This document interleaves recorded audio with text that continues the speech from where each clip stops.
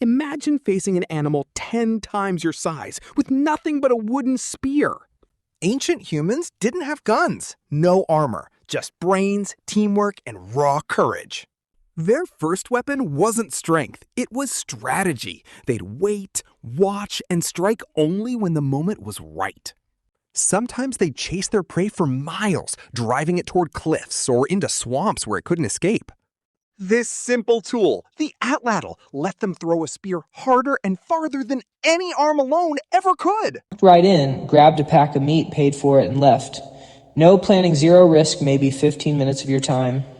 But for the vast majority of human history, bagging that same fresh cut of meat meant facing a beast that outweighed you by thousands of pounds, with weapons built right into its face, and absolutely no desire to become your dinner. So how did they pull it off? How did we, with no sharp claws, no fangs, and a running speed that wouldn't even impress a golden retriever, become the absolute most lethal hunting force this planet has ever seen? The answer isn't just one method. It's a mix of tactics, so creative, so ruthless, and so incredibly sophisticated that modern researchers are still finding new evidence of them today. Let's begin with the wildest, most counterintuitive hunting method ever conceived, where the actual weapon literally does nothing. For decades, researchers found razor-sharp clovis stone spearheads embedded in mammoth bones all over North America and assumed the obvious. Ancient hunters threw these spears at the beasts. In 2024, researchers at UC Berkeley decided to actually test that assumption. And what they uncovered turned everything completely upside down. Throwing a spear at a 6-ton mammoth generates nowhere near enough power to reach a vital organ. The physics just don't work.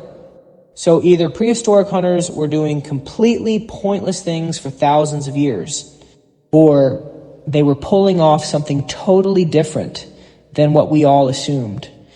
They were planting the spear in the dirt and stepping back.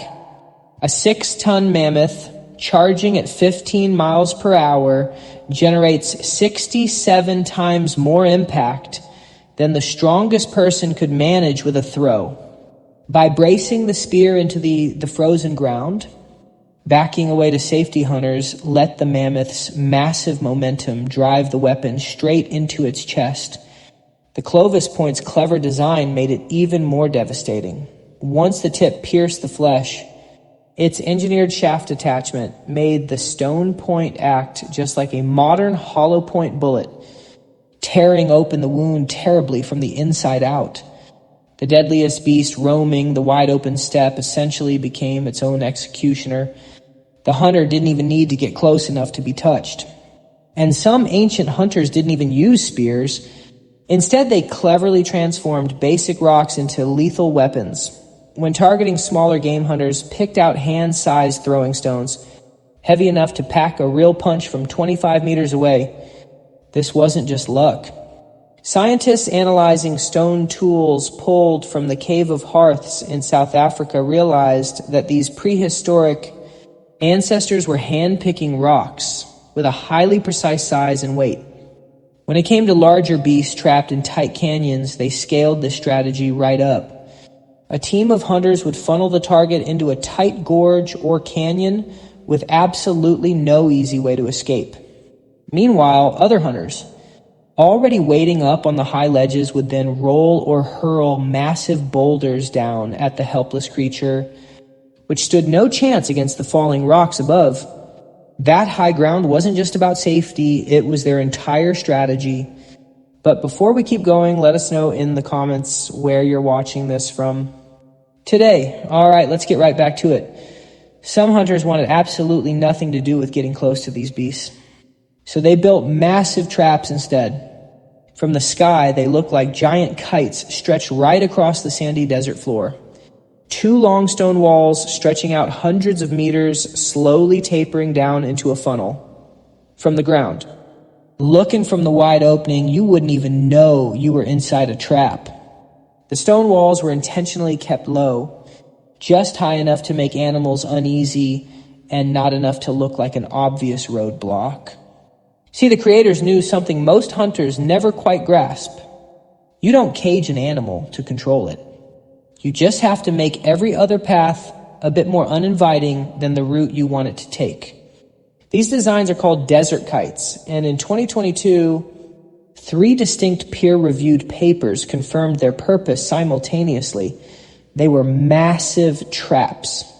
These traps funneled gazelles and ibex down narrow pathways, ending in deep pits or steep cliff drops, with their locations showing an expert understanding of animal travel habits and the terrain. The coolest thing about these desert kites isn't how massive they are, it's isolation.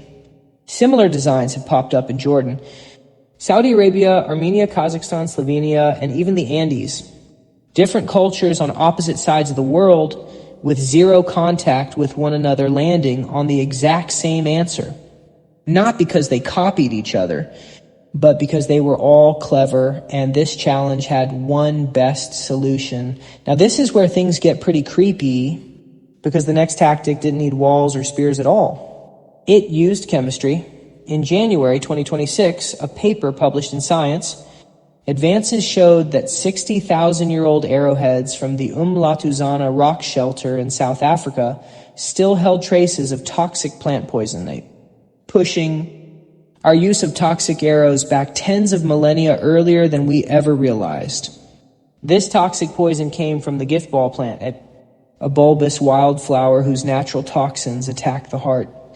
Ancient hunters harvested the sap, processing it without accidentally poisoning themselves, then coated tiny arrowheads too small to kill instantly. That was the whole strategy. Stone Age hunters had to understand delayed consequences. Shooting an animal, seeing it run off completely fine, then tracking it patiently for hours knowing that at some point the toxin would take effect. That isn't instinct. That is real chemistry, strategy, and deep tracking working together inside a single human mind 60,000 years before the invention of writing. This same poison plant was still being used by indigenous hunters in southern Africa in the 1700s. This identical recipe and strategy were preserved completely across 50,000 years of memory, passed down from parent to offspring across 2,000 generations, never being written down. Yet of all the survival tactics early humans created, the one that most completely defies all logic is the simplest. We just never stop running. The human body is a total biological disaster for hunting. No claws, terrible teeth. Skin so thin, a house cat draws blood. Zero night vision, no way to smell prey from afar.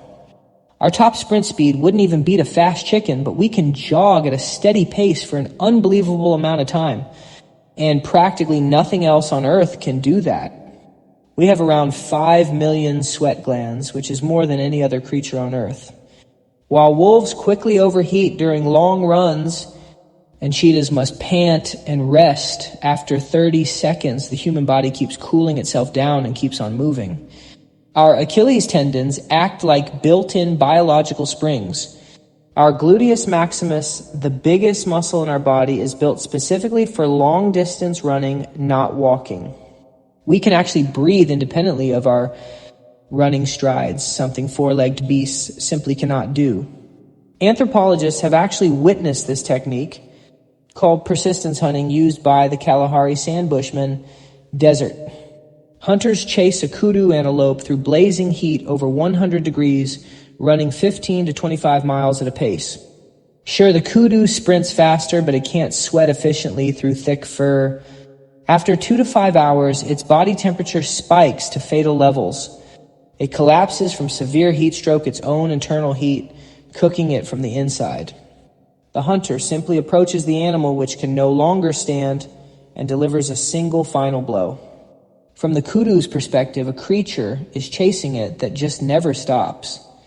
No matter how far it flees, that weird upright figure keeps coming calmly, steadily, and not even breathing heavily. There is no natural defense against that. Nothing in the wild prepared animals for an enemy they can't outrun. And then humans took all of those physical advantages and supercharged them by adding the one weapon no other predator had ever mastered: language planning and coordinated teamwork across a group. At Schöningen in Germany, 8 beautifully designed spears were found alongside the bones of 50 butchered horses. That number is no accident. It was a coordinated group effort requiring deep knowledge of where those horses would gather, and precise positioning of hunters working in perfect coordination with no one breaking rank at the wrong moment. Someone planned that hunt before it even started. Someone assigned roles, someone shared a plan, and between 15,000 and 35,000 years ago, humans made a huge choice that no other species had made in Earth's history. They sized up another apex predator and chose not to kill it, but to recruit it. Ancient sites in Jordan dating back 11,500 years ago showed a massive rise in small animal bones, showing signs of dog digestion.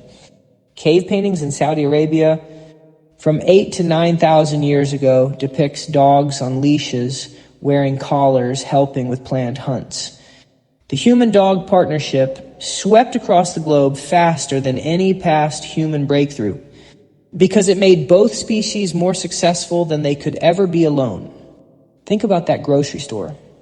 The packaged meat you picked up in 15 minutes completely safe represents the peak of a 300,000-year evolution. That grounded spear that used physics rather than muscle, the massive trap that used design instead of raw conflict, the poison arrow that used chemistry instead of force, the strategic group planning that used language instead of solo strength. Each of these breakthroughs was built by people who had nothing but sharp eyes, memory, and the passed down wisdom of everyone who lived before them. No labs, no schools, no written guides, just brains sharp enough to tackle an impossible problem and map a way that the world had never seen before. The wildest part of these tactics isn't how wild they were. It's how incredibly smart they were. And every single person alive today is the direct descendant of someone who figured things out.